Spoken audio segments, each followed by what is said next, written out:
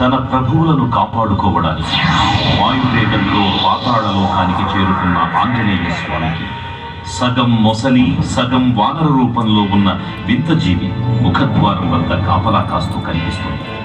ఆ జీవి మకర ధ్వజుడు అనే తన పుత్రుడని మహాసముద్రాన్ని దాటుతుండగా నీటిలో పడ్డ తన పేదవిందు ఒక మొసలి గ్రహించడం వల్ల జన్మించాడని తెలుసుకొని ఆశ్చర్యపోతాడు హనుమంతుడు.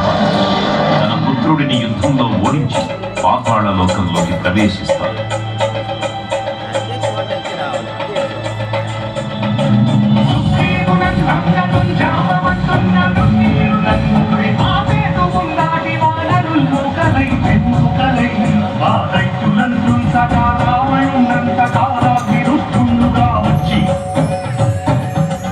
బ్రహ్మాండమైనట్టి ఆ శక్తిని వైచి ఆ లక్ష్మణుడు సరుందింపజానప్పుడే